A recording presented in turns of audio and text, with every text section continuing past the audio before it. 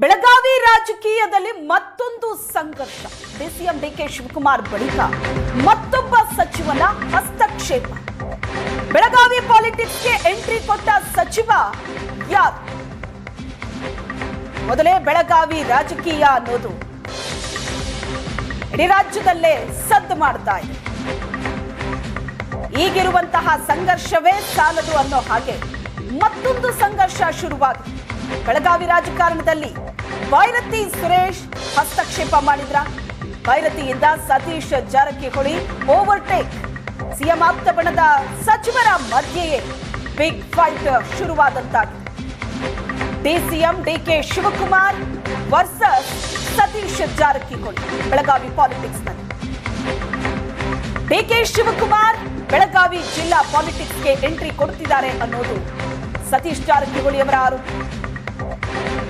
ಇಬ್ಬರ ನಡುವೆ ಸಂಘರ್ಷ ಬೂದಿ ಮುಚ್ಚಿದ ಕೆಂಡದಂತೆ.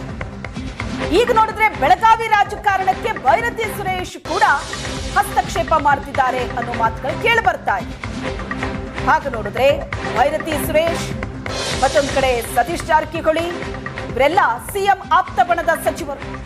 ಈಗ ಇವರಿಬ್ಬರ ನಡುವೆಯೇ ಬಹಳ ದೊಡ್ಡ ಫೈಟ್ಗೆ ವೇದಿಕೆಯಾಗ್ತಾ ಇದೆಯಾ? ಅಧಿಕಾರಿಗಳ ವರ್ಗಾವಣೆ ವಿಚಾರದಲ್ಲಿ ಸಮರ ನಡೀತಾ ಇದೆ ಅಂತ ಹೇಳಲಾಗ್ತಾ ಇದೆ. ಜಾರಕಿಹೊಳಿಗೆ ಹೇಳದೆ ಅಧಿಕಾರಿಗಳ ನೇಮಕ ಆಗ್ತಾ ಇದೆ, ವರ್ಗಾವಣೆ ಆಗ್ತಾ ಇದೆ. ಇದು ಚರ್ಚೆಗೆ ಕಾರಣವಾಗ್ತಾ ಇದೆ.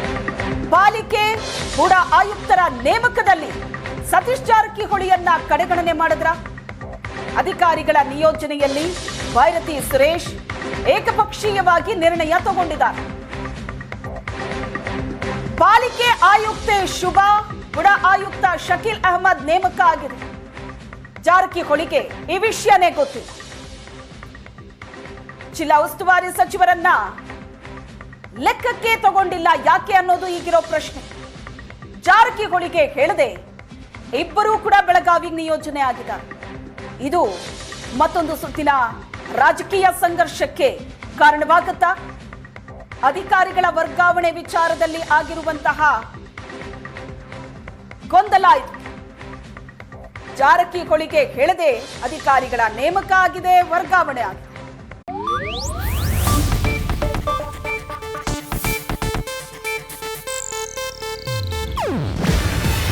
ಇದು ಏಷ್ಯಾನೆಟ್ ನ್ಯೂಸ್ ನೆಟ್ವರ್ಕ್ ಪ್ರಸ್ತುತಿ.